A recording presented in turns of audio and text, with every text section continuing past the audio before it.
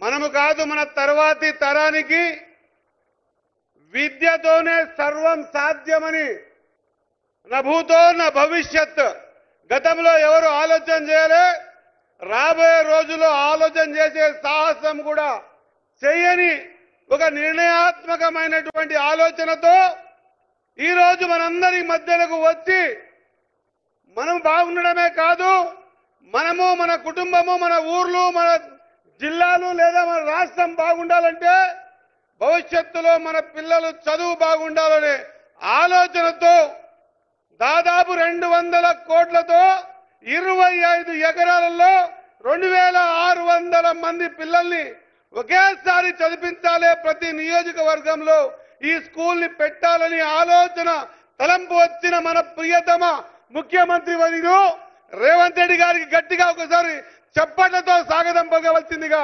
గట్టిగా చప్పట్లతో స్వాగతం పలకవలసిందిగా కోరుకుంటూ, వేదిక మీద ఉన్న మరో పెద్దలు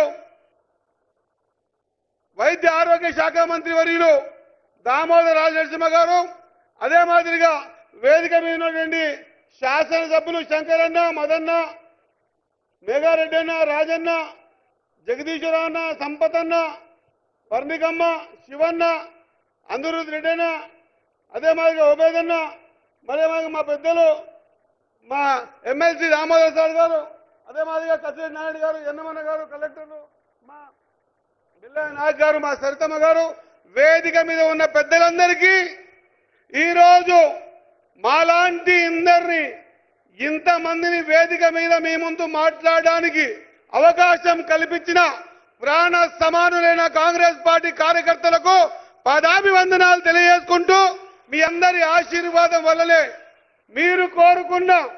మీరు కోరుకున్న ప్రజాప్రభుత్వం వచ్చింది. వచ్చిన తర్వాత ప్రతిదీ కూడా రోజుకు 18 గంటలు నేను ఈ ప్రజాప్రభుత్వంలో బీదలు, బడుగులు, బలహీన వర్గాలు, తాడిత పీడిత ప్రజలు, మైనార్టీలు, అగ్రవర్ణాల్లో ఉన్నటువంటి పేదలందరికీ కూడా ఏమి చెయ్యగలుగుతాను అన్నటువంటి ఆలోచన విధానంతో అనునిత్యం శ్రమిస్తూ ఎవరికి ఆలోచన కూడా తట్టనని ఎన్నో రూపకల్పన చేసినటువంటి మా ప్రియతమ ముఖ్యమంత్రి గారు, మరి ఈ విషయంలో మీ అందరితో 2 నిమిషాలు మాట్లాడించి ముగిస్తా. గతంలో ఒక్కసారి ఆలోచన చేస్తే విద్య పట్ల, వైద్యం పట్ల, సాగు నీరు పట్ల, రోడ్ల పట్ల అన్ని హంగులలో వెనుకబడ్డ మనం నీళ్లు, నిధులు, నియామకాలని మనకు భూతద్దం చూపించి 10 సంవత్సరాలు అధికారంలో ఉండి ఏ ఒక్క పనిని కూడా, ఏ ఒక్క ప్రాజెక్టు కూడా, ఏ ఒక్క కొత్త ఆలోచన బీదల పట్ల చేయకుండా వాళ్ళ నాడిని గ్రహించి అధికారం ఎట్లా రావాలని ప్రయత్నం ఆనాడు చేస్తే, ఈనాడు ఏ కార్యక్రమం తీసుకున్నా కూడా పేదోడి వద్దకు చేరాలి అని చెప్పే ఆలోచనతో మన అధినాయకుడు రాహుల్ గాంధీ గారి ఆలోచన ఓ గొప్ప ఆలోచన. ఏం ఆలోచన? ఇంకా ఈ దేశంలో వెనుకబడ్డ జాతులలో పార్లమెంట్ కానీ అసెంబ్లీ కడప దొక్కని వెనుకబడ్డ జాతులు ఎన్నో ఉన్నాయి.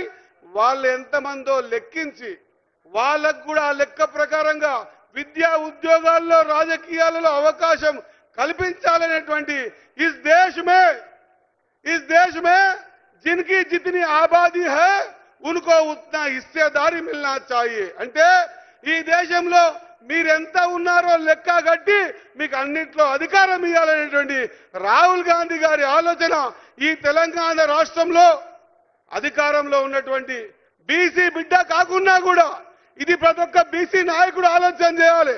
మా సోదరి మనుల ఆలోచన చేయాలి. బీసీ బిడ్డ కాదు, ఒక రెడ్డి బిడ్డ అయ్యుండి కూడా బీసీల కులగణన చేసి 42% రిజర్వేషన్ రాజకీయాల్లో ఇస్తామన్నటువంటి మహానాయకుడికి మనమందరం కూడా రుణపడి ఉండాల్సిన అవసరం ఉందని తెలియజేస్తా ఉన్నాం. ఇదొక విప్లవాత్మకమైనటువంటి చర్య. ఇది మనం ఆలోచన చేయాలి. వచ్చినామా, మీటింగ్ విన్నామా, చప్పట్లు కొట్టినామా, పోయినామా కాదు. ఈ రాష్ట్రంలో ఏం జరుగుతా ఉంది, మన పట్ల ఎవరు ఆలోచన చేస్తా ఉన్నారు, మన పట్ల మన బీదరికం పట్ల ఎవరు మా బీదరికం పోగొట్టడానికి ఆలోచన చేస్తున్నారో ఒక్కసారి ఆలోచన చేయాల్సిన అవసరం ఉంది. అందుకే మీ అందరితో కోరుతా ఉన్నా, ఒక విప్లవాత్మకమైన మార్పు తీసుకొచ్చి రాజకీయాలలో ఉద్యోగ విద్యాలలో 42% రిజర్వేషన్ ఇచ్చినటువంటి మన ప్రియతమ ముఖ్యమంత్రి గారికి మనమందరం బీసీల తరఫున గట్టిగా చప్పట్లు కొట్టవలసిందిగా మీ అందరితో కోరుతా ఉన్నా. ఇది చిన్న విషయం కాదు, మామూలు విషయం కాదు, ఇది ఒక సంకల్పంతో చేయాల్సిన విషయం. అదే మాదిరిగా ఇంకో మాట చెప్తా ఉన్నా, మన దగ్గర ఆనాడు వరేస్తే ఉరి అన్నారు బీఆర్ఎస్ గవర్నమెంట్ లో. తమ ఫామ్ హౌస్ లో వరి పండించి అత్యధిక ధరకు అమ్మినారు. ఆ వరేసిన ఉరిని ఉరి కాదు, వరి రైతు సోదరికి ఒక అక్షయ పాత్రలాగా మీరు వరి పండించండి, మీకు కట్టుబడి ధర ఇస్తా అని చెప్పేసి మనం పండించిన వరి సన్న బియ్యాన్ని ఏర్పాటు చేసి మనకందరికీ 2350 రూపాయలు గిట్టుబాటు ధర ఇచ్చి మళ్ళా ఇంకా ప్రోత్సాహకంగా క్వింటాలు సన్న బియ్యానికి 500 రూపాయలు బోనస్ ఇస్తా అన్న మాట నిజం చేసి మనందరి ద్వారా వరి పండించి ఆ వరి ధాన్యాన్ని కూడా ఇతర రాష్ట్రాలకు పంపించకుండా మా సోదరి మనులు వినాలే, ఇతర రాష్ట్రాలకు ఆ వరి ధాన్యాన్ని పంపించకుండా మన రాష్ట్రంలో దసరాకో దీపావళికో ఇంట్లో సోనా మసూరి తింటాం, బక్రీద్కో రంజాన్కో సోనా మసూరి బియ్యం తింటాం, క్రిస్మస్ కో సోనా మసూరి బియ్యం తింటాం. అట్టా కాదు, ఈ రాష్ట్రంలో ఉన్న ప్రతి పేదవాడు ప్రతిరోజు సోనా మసూరి బియ్యం తినాలనే ఉద్దేశంతో ప్రతి ఒక్కరికి 6 కిలోల చొప్పున మనందరి కోపం దుకాణాలలో మనం పండించిన వడ్ల ద్వారా మీ అందరికి కూడా సన్న బియ్యాన్ని వేసినటువంటి ఘనత మన ప్రియతమ ముఖ్యమంత్రి గారిదన్న మాట మీ అందరికి గుర్తు చేస్తా ఉన్నా.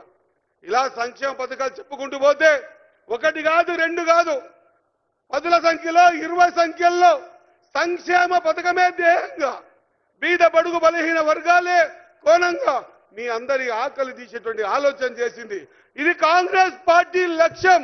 కాంగ్రెస్ పార్టీ అధికారంలోకి వస్తే తన చుట్టూ నలుగురి గురించి ఆలోచన చేయదు.